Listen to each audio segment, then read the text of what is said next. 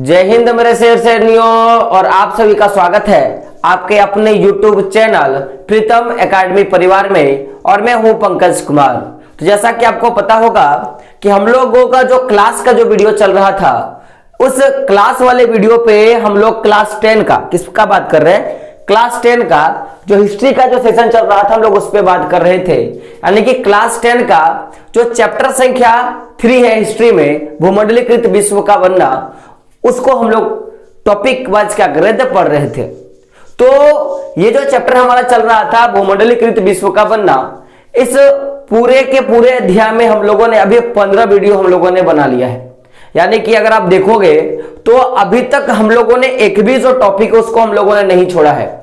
आज हम लोग बात करेंगे अपने 16 नंबर के टॉपिक का, और वो टॉपिक क्या होगा कि ब्रिटेन का भारतीय बाजारों के वर्चस्व से लाभ। आपको पता होगा कि जितने भी वीडियो हमारे चैनल पे बनाए जाते हैं सारे के सारे टॉपिक वाइज होते हैं। यानी कि अगर आप कंपेयर करोगे दूसरे यूट्यूबर से तो आपको एक चीज देखने के लिए मिलेगा कि यहाँ पे एक भी जो टॉपिक होता है वो छोड़ा नहीं जाता है, क्योंकि मुझे पता है कि हर एक टॉपिक डिस्कशन करना आप लोगों के लिए कितना इंपॉर्टेंट होता है।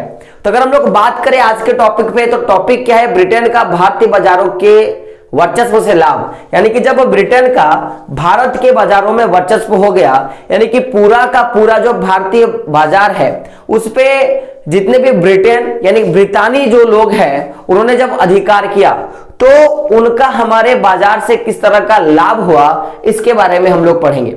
साथ में हम लोग बहुपक्षीय बंदोबस्त के बारे में पढ़ेंगे कि बहुपक्षीय बंदोबस्त होता क्या है। और फिर हम लोग देखेंगे कि जो भी भारतीय बाजार में जब ब्रिटेन के लोगों का वर्चस्व हुआ, तो वहां से जो भी चीजें वो बेचा करते थे या जिस भी तरह का उनको लाभ होता था, उन लाभ को वो लोग, जैसे होता ना कि अब हम लोग कहीं पे पैसा इन्वेस्टमेंट किए कमा लिए, तो उसको हम लोग क्या बोलते हैं, प्रॉफिट। लेकिन वो लोग दूसरा कुछ बोला करते थे, उसके बारे में हम लोग बात करेंगे।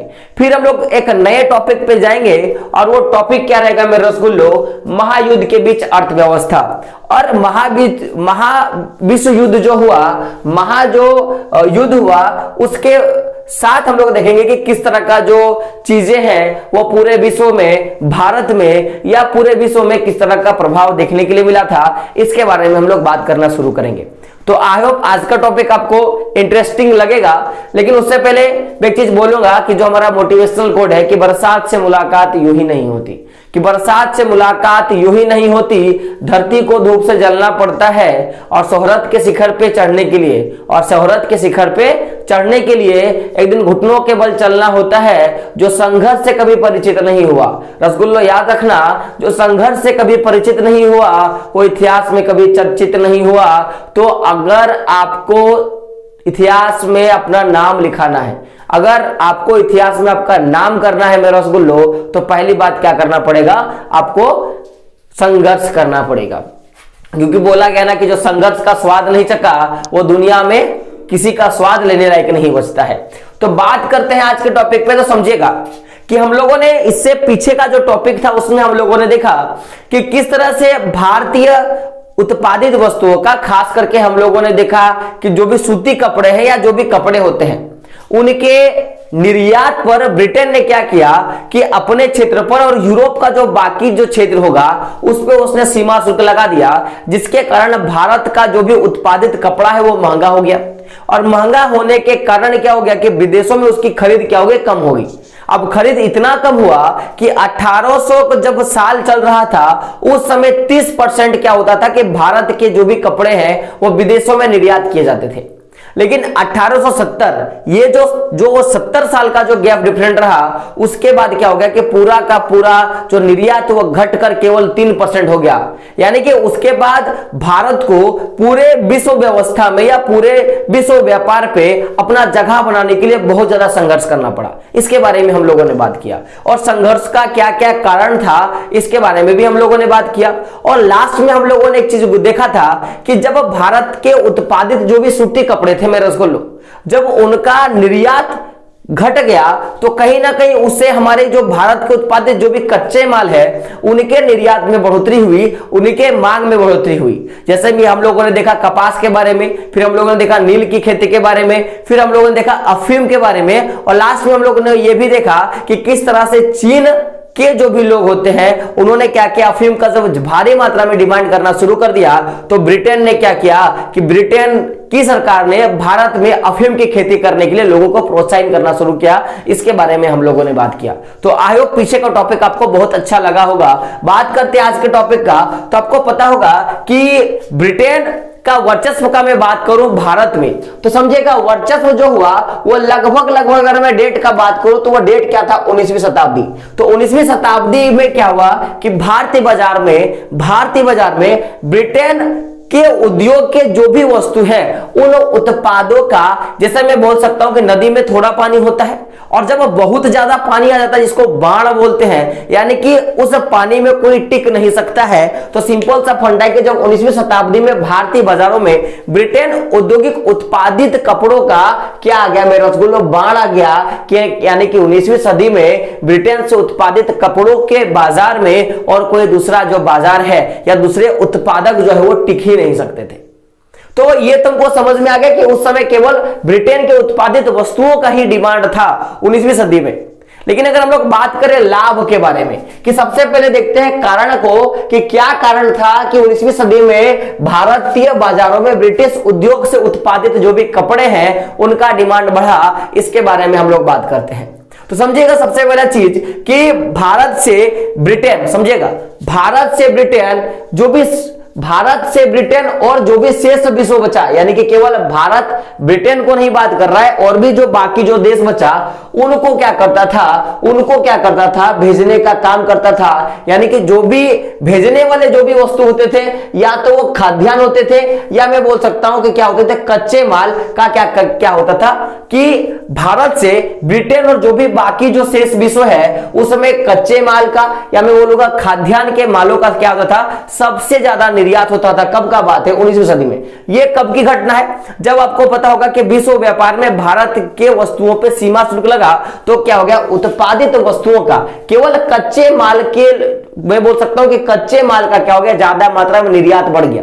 तो आप सोच, सिंपल सा फंडा है, बात को समझिएगा मैं क्या बोलना चाहता हूं कि अगर आप कोई एक आप किसान हो, ठीक है, आप किसान हो और आपको पता होगा कि इस साल जो है आपको इस तरह के चीजों का मार्केट में डिमांड होगा, तो हम लोग क्या करते हैं, जाहिर सी बात है कि वैसे ही उन सारे चीजों का ज्यादा मात्रा में उत्पादन कर देते हैं ताकि हमको पहले से पता होगा। जैसे दिवाली में जो कुम्हार होते हैं वो क्या करते हैं, दिया वगैरह ज्यादा मात्रा में बनाकर रखते हैं। शादी का फेस्टिवल है तो पता होगा कि दुकान में क्या मिलेगा, शादी के कपड़े ज्यादा मिलेंगे। आपको पता होगा अभी सर्दी का मौसम आ गया तो दुकानों में आपको क्या होगा, सर्दी के कपड़े ज्यादा देखने के लिए मिलेगा। तो मौसम के अनुरूप होता है। तो जब भारतीय लोगों को लगने लगा कि ब्रिटेन के समस्त और भी जो बाकी पूरा विश्व है इसमें केवल खाद्यान्न और मैं बोल सकता हूं कि भारत से उत्पादित जो भी कच्चे माल है उनका मांग ज्यादा है, तो भारत के लोगों ने क्या किया कि ज्यादा मात्रा में, मैं किसका बात करूंगा कि भारत के लोगों ने ज्यादा मात्रा में जो भी खाद्यान्न है या मैं बोलूंगा कि जो भी कच्चे माल है उनका उत्पादन, उनका प्रोडक्शन जो है ज्यादा मात्रा में बढ़ा दिया। तो पहला तो यह काम था कि वो लोग क्या करने लगे कि भारत से उत्पादित जो भी वस्तु थे, उत्पादन किया हुआ वस्तुओं की संख्या में उन्होंने कमी कर दिया और जो भी कच्चे माल है उनके उत्पादन में इन्होंने क्या किया, बढ़ोतरी कर दिया। पहला कारण।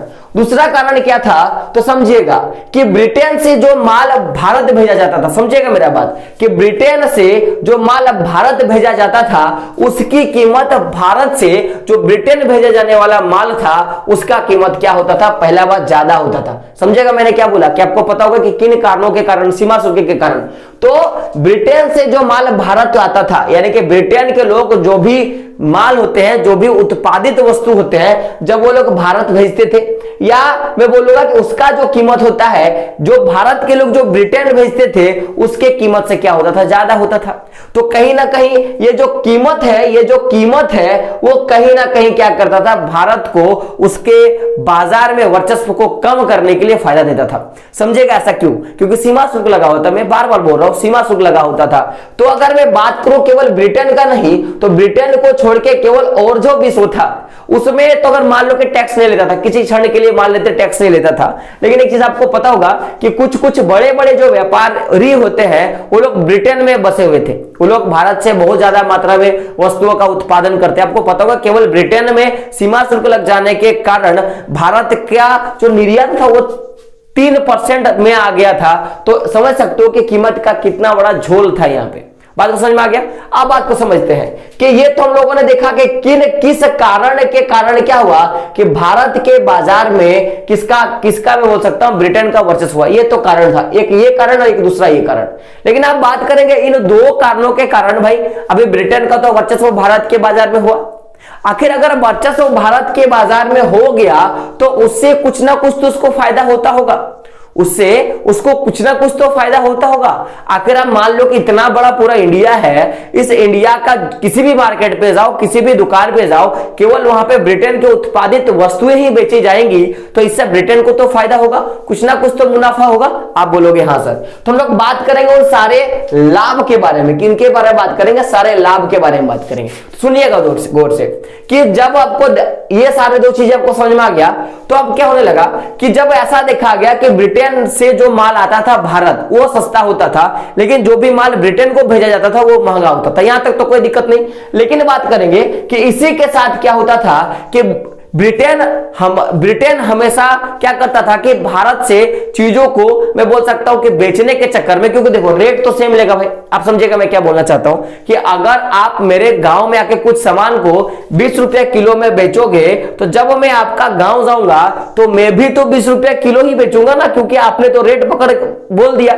तो क्या होता था कि अब 20 रुपया है, आप हो सकता है कि मैं उससे थोड़ा कम दे दूं, ये भी तो हो सकता है। तो जब क्या होता था कि भारत के साथ ब्रिटेन का जो व्यापार था उससे कहीं ना कहीं ब्रिटेन को क्या होता था कि बहुत ज्यादा इससे उसको अधिशेष मिलता था। क्या मिलता था? बहुत ज्यादा अधिशेष मिलता था कि भारत का और ब्रिटेन का जो व्यापार हो रहा है कच्चे माल का, या मैं बात करूंगा उत्पादित वस्तुओं का, कि भारत से ब्रिटेन कच्चे माल को ले जाता था कम कीमत में और उधर से वो क्या करता था कि भारी मात्रा में चीजों को बनाकर और ज्यादा महंगा भारत को बेच देता था। तो इससे क्या होता था कि भारत के साथ ब्रिटेन जो था वो हमेशा व्यापार में ब्रिटेन को अधिशेष की अवस्था रहता था, उसको अधिशेष प्राप्त होता था। अब हम लोग बात करते हैं यार अधिशेष की अवस्था मतलब क्या होता है। अधिशेष की अवस्था का अगर हम लोग बात करें तो मैं बोलूंगा कि जो इनका आपसी व्यापार था भारत का और ब्रिटेन का जो आपसी व्यापार था, इसमें हमेशा मैं बात करूंगा कि ब्रिटेन का क्या होता था? फायदा होता था। क्या होता था? फायदा होता था। तो अब मेरा बात को समझिएगा मैं क्या बोलना चाहता हूं कि जब हम लोगों ने देखा कि जब भारत और ब्रिटेन का जब भी व्यापार हुआ तो उससे कहीं ना कहीं ब्रिटेन हमेशा जीत जाता था और ब्रिटेन को हमेशा अधिशेष की अवस्था प्राप्त होती थी, यानी कि उसको अपने खर्चे से ज्यादा उसको क्या हो जाता था? लाभ हो जाता था। जितना बचत होता, जितना वो खर्चा कर रहा था उससे ज्यादा कहीं ज्यादा उसको क्या हो जाता था? बचत हो जाता था। इसके कारण क्या होता था कि हमेशा क्या होता था कि आपसी व्यापार में ब्रिटेन क्या होता था? उसको बहुत ज्यादा फायदा होता था। यहां तक तो कोई दिक्कत नहीं होना चाहिए। अब बात को समझिएगा कि ब्रिटेन के जो ये मुनाफा था, बात को समझिएगा कि ये मुनाफा से ब्रिटेन को किस तरह का फायदा हुआ, इसके बारे में बात करते हैं। समझेगा मेरे दोस्त लोग कि ब्रिटेन क्या करते थे? केवल भारत के साथ तो व्यापार नहीं करते थे, वो भारत के साथ तमाम और भी जितने देश हैं पूरे विश्व में उन सब के साथ क्या करते थे? ब्रिटेन व्यापार करती थी। लेकिन क्या होता है कि अगर ब्रिटेन को हमारे साथ मुनाफा हो रहा है और कहीं किसी दूसरे देश के साथ अगर उसको घाटा हो रहा है तो मैं बोल सकता हूं कि एक जगह ज्यादा मुनाफा होने के कारण और एक जगह कम घाटा होने के कारण क्या हो गया कि दोनों जगह जो होता था मेरा रसगुल्ला वो बैलेंस होता था। कैसा होता था? बैलेंस वाला होता था। तो इस मुनाफे से ब्रिटेन इस मुनाफे के सहारे क्या कर सकता था कि दूसरे देश के साथ जो होने वाला जो व्यापारिक घाटा था उसका कहीं ना कहीं वो क्या कर लेता था? भरपाई कर लेता था। तो अगर कभी क्वेश्चन आएगा मेरे रसगुल्लो कि भारत से जो भी अधिशेष अवस्था में फायदा होता था ब्रिटेन को, उसका वो किस तरह से उपयोग करता था, तो पहला उपयोग का मैं बात करूं तो अब क्या बोलोगे कि ब्रिटेन इस मुनाफे के सहारे दूसरे देशों के साथ होने वाले व्यापारिक घाटे की क्या करता था? भरपाई करता था। व्यापारिक घाटे की क्या करता था? भरपाई करता था। अब ये जो एक तरीका निकला कि भाई कहीं ना कहीं से वो मुनाफा कमाया और कहीं ना कहीं के जो घाटा से क्या किया? दोनों को बैलेंस कर लिया। इस घाटे के और मुनाफे के जो बीच का जो बैलेंस है, संतुलन जो है, इसी को हम लोग क्या बोलते हैं? बहुपक्षीय बंदोबस्त। क्या बोलते हैं मेरे रसगुल्लो? बहुपक्षीय बंदोबस्त। तो अगर कभी क्वेश्चन आएगा कि बहुपक्षीय बंदोबस्त क्या है, क्या बहुपक्षीय बंदोबस्त क्या है, तो इसके बारे में हम लोग बात करते हैं। तो समझिएगा बहुपक्षीय बंदोबस्त में क्या होता है कि इसमें एक देश के मुकाबले दूसरे देश को होने वाले घाटे की भरपाई, समझेगा कि कोई एक देश है वो क्या करता है कि दूसरे देश के साथ व्यापार किया और जब व्यापार हुआ तो उससे उसको क्या हो गया, घाटा हुआ। तो घाटे का जो भरपाई है वो क्या करेगा, किसी तीसरे देश के साथ के व्यापार के साथ क्या करेगा, मुनाफा कमा लेगा और उस जो घाटा है उसका क्या कर लेगा, भरपाई कर लेगा। सिंपल सा पॉइंट है कि आप जब जाते हो दुकान में सामान खरीदने के लिए, अभी शादी का सीजन आ जाएगा, आप शादी का सीजन का सामान खरीदने के लिए जाओगे तो दुकानदार क्या करता है, चलो आपने 4-5 साड़ी आपने देख लिया, उसमें से कोई एक साड़ी का रेट आपने बोला वो घटा दिया, लेकिन कहीं ना कहीं दूसरे ना किसी प्रोडक्ट में वो पैसा को जोड़ के ले ही लेता है। इस तरह की चीजें हैं कि एक देश से अगर उसको घटा हुआ तो कोई तीसरे देश के साथ जब वो क्या करेगा, व्यापार करेगा तो उससे फायदा ले लेगा। तो कभी क्वेश्चन आएगा कि बहुपक्षीय बंदोबस्त क्या होता है, तो आप क्या बोलोगे, कोई एक देश जब दूसरे देश के साथ व्यापार करता है और उससे जो घाटा होता है उस घाटा की क्षतिपूर्ति किसी तीसरे देश के साथ कर लेता है तो उसको क्या बोलेंगे, बहुपक्षीय बंदोबस्त बोलेंगे। क्या बोलेंगे, बहुपक्षीय बंदोबस्त। अगर उदाहरण आएगा तो आप सीधा बोल सकते हो कि भारत और मैं बोल सकता हूं कि भारत और ब्रिटेन के बीच का जो व्यापार था उसमें ब्रिटेन को हमेशा अधिशेष प्राप्त होता था, तो उसके लिए क्या करता था कि जो भी अधिशेष अवस्था या जो भी अधिशेष राशि ब्रिटेन को प्राप्त हुआ उसका वो फायदा अपने व्यापार में करता था। किसी क्षेत्र में घाटा हो गया तो उसका क्या कर लेता था, भरपाई कर लेता था। ये एक उदाहरण है। तो पहला तो आपको समझ में आ गया, आपको तो समझ में आ गया कि बहुपक्षीय बंदोबस्त क्या है। अब हम लोग आगे बढ़ते हैं। तो अगर हम लोग बात करेंगे कि केवल यही भरपाई नहीं था, कि पहला तो हम लोगों ने देखा कि जो भी घाटा हुआ, मतलब जो भी फायदा हुआ उसका यूज कैसे करता था, तो दूसरे घाटे को भर के बात कर रहे हैं, दूसरे घाटे को भर के। लेकिन और भी कई तरह के चीजें हैं जिनका प्रयोग भारत से जो भी वस्तुओं को बेचने के बाद जो फायदा होता था उससे करते थे। जैसे मैं बात करूंगा तो समझेगा। पहला चीज तो क्या हो गया कि भारतीय बाजार ब्रिटेन के घाटे का तो भरपाई करता था, जिससे मैं बोलूंगा कि घाटे की तो पहले तो भरपाई किया, जिससे मैं बोल सकता कि 19वीं सदी की जो ये विश्व अर्थव्यवस्था है, पूरा का पूरा जो विश्व अर्थव्यवस्था का बात कर रहे हो, तो इसके रूप में मैं बोल सकता हूं कि ये जो ब्रिटेन है कहीं ना कहीं एक अहम भूमिका के रूप में उभर कर आई। कारण क्या है कि यार घाटा अगर कहीं ना कहीं से हो रहा है तो कहीं ना कहीं तो क्षतिपूर्ति हो जा रहा है। तो जब घाटा कहीं ना कहीं से क्षतिपूर्ति हो जाएगा तो वो धीरे धीरे क्या हो गया, ज्यादा पावरफुल हो गया। तो मैं बोल सकता हूं कि भारत के इस अधिशेष अवस्था के कारण, अधिशेष राशि के कारण क्या हो गया कि ये जो ब्रिटेन है वो 19वीं सदी की विश्व अर्थव्यवस्था में के रूप में मैं बोल सकता हूं एक अहम भूमिका क्या किया, उसको बनने में एक अहम रोल क्या किया, अदा किया। तो पहला तो कारण आपको समझ में आ गया कि पहला तो उसका भरपाई करता था और उस भरपाई करने के कारण ये 19वीं सदी का जो पूरा जो विश्व व्यवस्था है उसका एक अहम भूमिका उसको बनाने में, उस पूरे 19वीं सदी की दुनिया में उसको ऊपर तक पहुंचाने में बहुत बड़ा हाथ किसका रहा, तो भारत से उत्पादित वस्तुओं, बेची गई वस्तुओं से प्राप्त अधिशेष राशि से। बात करते हैं पहला चीज। अगर ये हम लोग बात करेंगे पहले का, लेकिन अगर बात करें अगला चीज तो समझिएगा कि ब्रिटेन के व्यापार से जो अधिशेष लाभ हासिल होता था, ब्रिटेन जो भारत के साथ व्यापार किया और उससे जो अधिशेष लाभ हासिल किया, एक तो वो लोग अपना भरपाई किया, अपने आप को इस 19वीं सदी की अवस्था में एक महान अवस्था में लेके गया। और एक चीज होता था, क्या होता था कि जो भी उनका जो होम चार्जेस है, यानी कि जो भी उनका देशी खर्च है, उस देशी खर्च का भी क्या करता था, निपटारा करने का काम करता था। किससे, इस अधिशेष राशि से, इस अधिशेष राशि से। तो हम लोग बात करते हैं कि यार होम चार्जेस क्या क्या है। होम चार्जेस यानी कि जैसे कि मान लो आप अपने घर में रहते हो तो आप पूरा दिन अगर आपने रहा या पूरा आप साल भर जिंदगी भर रहा तो क्या क्या डेली बेसिक पे खर्चे हैं। जैसे अगर मैं बात करूं कि आपको मोबाइल चार्ज करनी है, बिजली का खर्चा है, पंखा चलाना है, बिजली का खर्चा है, पानी पीना है, पानी का लेने का खर्चा है, खाना खा रहे हो, ये सब सारे क्या है, घर के खर्चे, तो उसी को बोलेंगे होम चार्जेस। लेकिन यहाँ पे होम चार्ज केवल एक घर का हम लोग बात नहीं कर रहे हैं। जो ब्रिटेन के जो भी लोग हैं, जो भी भारत से व्यापार किया करते थे, जो भी अधिकारी हैं जो भारत में रहकर ब्रिटेन के चीजों का देखभाल किया करते थे, उन सभी का हम लोग बात कर रहे हैं, यानी कि पूरे ब्रिटेन के देश का बात कर रहे हैं। तो जो अधिशेष राशि प्राप्त हुआ उससे वो लोग होम चार्जेस जो है, यानी कि उसका उनकी जो देशी खर्चा यानी कि देश का जो खर्चा है उसको निपटारा करने का काम करते थे, उसको देने का काम करते थे।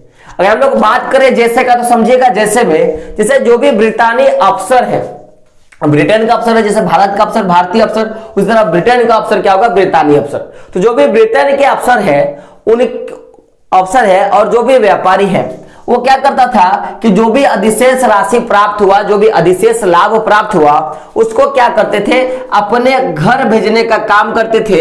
यानी कि एक प्रकार का मैं बात करूं तो उनका एक आय का जरिया था। क्या था? एक प्रकार का मैं बात करूं तो उनका क्या था, ये आय का जरिया था। क्या था? आय का जरिया था, पहला बात। दूसरा क्या होता था कि जो भी भारतीय बाहरी लोग थे, उनको क्या करते थे, कर्जा देते थे, और कर्जा देकर क्या करते थे, उनसे भारी मात्रा में ब्याज वसूलने का काम करते थे। अब मान लो कि मैं कमा रहा हूं बहुत ज्यादा पैसा, मैं घर में खर्चा कर रहा हूं, बैंक में रख रहा हूं, उसके बाद भी मेरे पास पैसे बच जा रहे हैं, तो मैं क्या करूंगा, ऐसे लोगों को दे दूंगा जो जरूरतमंद होंगे।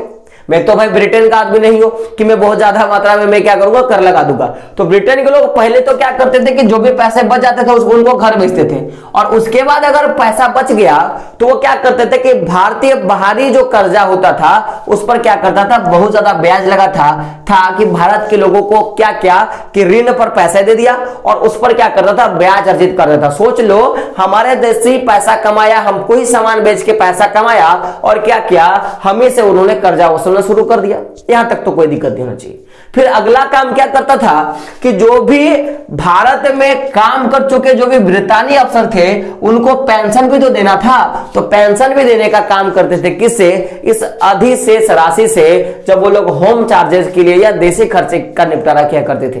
तो कभी क्वेश्चन आएगा मेरा रसगुल्लो कि अधिशेष अवस्था से या अधिशेष राशि से ब्रिटेन के लोग अपने होम चार्जेस में किस तरह के खर्चे किए करते थे? तो पहला आप लोग क्या बोलोगे, जो भी अफसर या जो भी व्यापारी होते थे, वो सबसे पहले अपना घर क्या करते थे, अपने रकम को भेजने का काम करते थे आय के रूप में, पहली बात।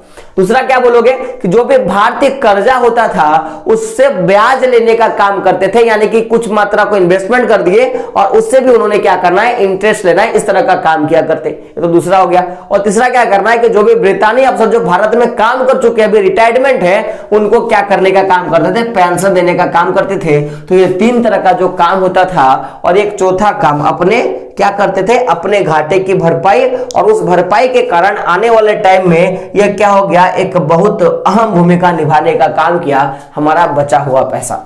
तो यहां तक तो आपको कोई दिक्कत नहीं होनी चाहिए मेरे हिसाब से, क्योंकि मैंने उन सारे चीजों पे बात किया कि जब भारतीय वर्चस्व हुआ, किसका, ब्रिटेन का, तो आखिर वर्चस्व होने का क्या कारण था, पहला चीज हम लोगों ने बात किया।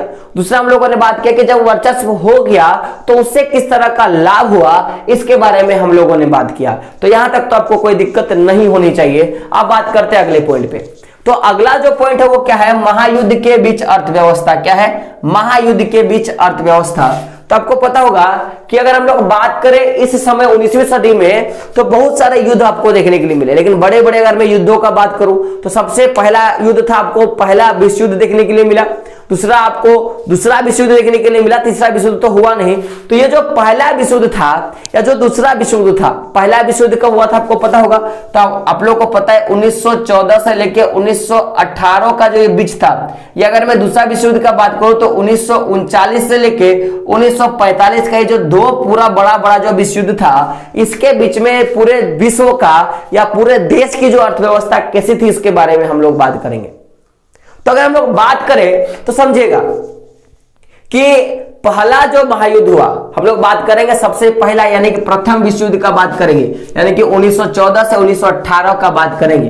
तो पहला जो महायुद्ध था मुख्य रूप से हम लोग बोल सकते हैं कि ये यूरोप में लड़ा गया था। कहां पे लड़ा गया था? यूरोप में लड़ा गया था।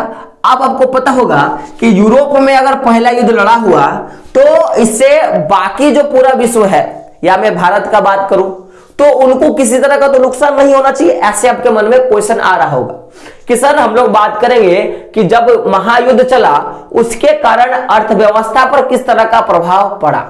आप मेरे को एक चीज बताओ, हम लोगों ने अभी पहला जो टॉपिक देखा वो टॉपिक क्या था कि पहला महायुद्ध जो था वो मुख्य रूप से कहां पे लड़ा गया? यूरोप में लड़ा गया। तो अब मेरे बहुत से बच्चे बोलेंगे सर यूरोप में लड़ा गया तो उससे हमारे अर्थव्यवस्था को किस तरह का प्रभाव देखने के लिए मिला।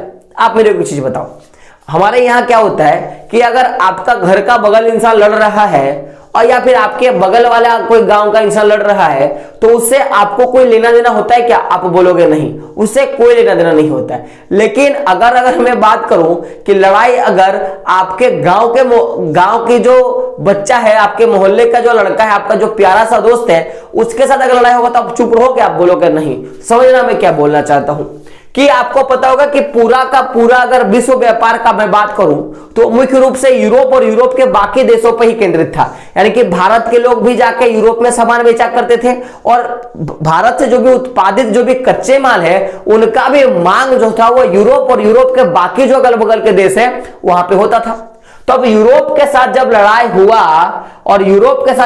हुआ तो अब मेरे को एक चीज बात बताओ मेरे रसगुल्लो कि ये जो युद्ध हुआ था वो दोनों देशों के बीच हुआ था। इधर मैं बोल सकता हूं कि जो पूरा विश्व है दो भागों में बट गया था। एक जो भाग था वो मित्र राष्ट्र और धुरी राष्ट्र में, तो दोनों यानी कि लगभग पूरा विश्व आपस में लड़ रहा था उस समय का मैं बात कर रहा हूं।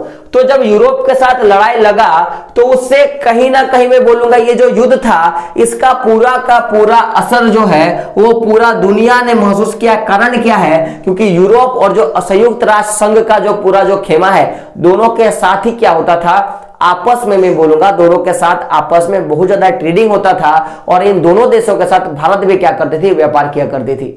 तो ऐसे बहुत सारे देश जो इन देशों के साथ व्यापार किया करती थी। तो मेरा बोलने का मतलब है कि युद्ध तो कहां हुआ, यूरोप में हुआ, लेकिन इसका जो असर था वो पूरे दुनिया को महसूस हुआ। पूरे दुनिया को पता चला कि ये जो विश्व युद्ध है वो किस तरह का घातक चीज है, किस तरह का नुकसान पहुंचा सकती है। तो यहां तक तो कोई दिक्कत नहीं। लेकिन अगर मैं बात करूं कि युद्ध की स्थिति तो हुई यूरोप में, पूरे विश्व को महसूस हुआ, तो थोड़ा बात करते हैं ना कि किस तरह का महसूस हुआ था लोगों को, किस तरह से वो अपने आप को देख रहे थे इस विश्व युद्ध में। तो युद्ध की स्थिति ने पूरे विश्व में क्या क्या काम किया इसके बारे में बात करते हैं। अगर कभी क्वेश्चन आएगा कि महायुद्ध के बीच अर्थव्यवस्था में किस तरह की स्थिति जो है वो पूरे विश्व में देखने के लिए मिली, क्वेश्चन क्या है मेरा स्कूलों ध्यान से सुनिएगा कि महायुद्धों के बीच अर्थव्यवस्था जो है वो पूरे विश्व में किस प्रकार देखी गई इसके बारे में बात करते हैं। तो अगर बात करें पहला चीज का तो समझिएगा कि जब यूरोप में युद्ध हुआ पूरे दुनिया को असर दिखाई मिला, तो मैं सीधा सा बोलूंगा कि विश्व अर्थव्यवस्था को इस युद्ध के कारण मैं बोल सकता हूं कि बहुत बड़ी जो है वो संकट में ढकेल दिया गया। केवल इस युद्ध ने क्या किया कि पूरे विश्व को बहुत बड़ी संकट के मुंह में धकेल दिया गया। कारण क्या है कि इन दोनों देशों से अच्छा खासा सभी देशों का आपस में व्यापार होता था, पहला बात। दूसरा क्या था समझेगा कि अब उनको क्या क्या संकेत में ढकेल दिया गया। दूसरा क्या हुआ कि जिससे उबरने में मैं बोल सकता हूं कि पूरी दुनिया को लगभग अगर समय का मैं बात करूं तो 3 दशक, कितना 3 दशक से भी ज्यादा समय लग गया केवल पहला विश्व युद्ध से लोगों को उबरने में। 3 दशक यानी कि दशक माने आपको पता होगा कि कितना होता है, 100 होता है, यानी कि लगभग 300 साल से ज्यादा लग गया केवल किस लिए कि इन युद्धों से उनको क्या करना था, उबरना था। जिस तरह का युद्धों के बीच में घाटा हुआ, अभी कोरोना काल में जितना घाटा हुआ ना आपको पता होगा, एक तरह का महामारी था। और सोच सकते हो बीमारी में इतना कुछ हुआ तो युद्ध में किन सारी चीजें जो है देखनी पड़ती है लोगों को। तो इस संकट से जब ये लोग उबरना चाह रहा था तो उबरने के लिए पूरे विश्व को लगभग 300 साल के आसपास यानी कि 3 दशक के आसपास क्या लगा, उनको समय लग गया। तो सोचो कैसा था स्थिति चीजों का। फिर दूसरा बात करते हैं, तो इस दौरान जब इस तरह का संकट था पूरे विश्व में इस यूरोप के लड़ाई के कारण, तो क्या हुआ समझेगा कि पूरे विश्व के अगर मैं चारों तरफ में बात करूं, आप जिधर भी सर घुमा लेते आपको कुछ चीजें देखने के लिए मिलती। पहला तो आपको आर्थिक और राजनीतिक जो है वो अस्थिरता देखने के लिए मिलती कि ना ही किसी की आर्थिक स्थिति ठीक हो रही है और ना ही जो भी राजनेता है या जो भी राजनीतिक स्थिति है वो ठीक है, वो अस्थिर है। कभी कुछ लोग इसके साथ जाके लड़ रहा है, कभी कुछ लोग उस देश के साथ लड़ रहा है, कुछ देश इसके साथ मिलकर दूसरे को मार रहा है। इस तरह की जो चीजें हैं वो देखी गई। साथ में जिसके कारण अब युद्ध चल रहा है भाई, खरीदारी भी क्या होगा, बहुत कम हो गया। कभी कभी खरीदारी भी बहुत ज्यादा बढ़ जाता है, ट्रेडिंग कम होने लगा, लोग मारे जाने लगे। लगे, उत्पादन कम होने लगा, किसी के खेत में बम गिर गया तो खेत की फसल बर्बाद हो गई, इस तरह सारी चीजें देखने के लिए मिली। तो जब यूरोप में पहला विश्व युद्ध हुआ, जब 1914 से 1928 का जब पहला महायुद्ध हुआ, तो उससे सारी दुनिया को इस युद्ध का एहसास हुआ। और इस युद्ध की स्थिति में मैं बोल सकता हूं कि पूरे विश्व के चारों तरफ आर्थिक और राजनीतिक अस्थिरता बनी रही। अब बात को समझिएगा कि ये जो राजनीतिक और आर्थिक जो अस्थिरता थी, ये अंत में मैं बोलूंगा लास्ट जाते जाते ये मानवता का क्या क्या विनाशकारी बन गया। और जो भी मानवता है ना मेरे रसगुल्लो, वो कहीं ना कहीं युद्ध के नीचे क्या हो गया, तड़पने लगा।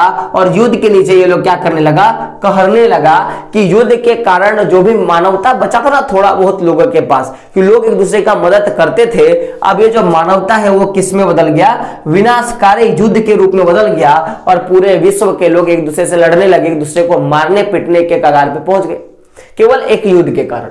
तो कभी अगर क्वेश्चन आएगा कि बताएं प्रथम विश्व युद्ध का या प्रथम महायुद्ध का पूरे दुनिया में किस तरह का प्रभाव देखने के लिए मिला, तो अब क्या बोलोगे कि इस दौरान पूरे विश्व के चारों तरफ आर्थिक और राजनीतिक अस्थिरता बनी रही। और अंत में इस महायुद्ध के कारण मानवता का क्या हो गया, विनाश हो गया। और मानवता जो है वो युद्ध के नीचे तड़पने लगा, इस तरह का स्थिति हो गया। तो ये जो पूरा टॉपिक है मेरे रसगुल्लो, मैंने सारा का सारा आपको कवर कर दिया। अब आप मुझे बताएं कि आज का वीडियो आपको कैसा लगा, क्योंकि मेरे पास जितना कंटेंट था मैं आपको सारा देने का काम करता हूं।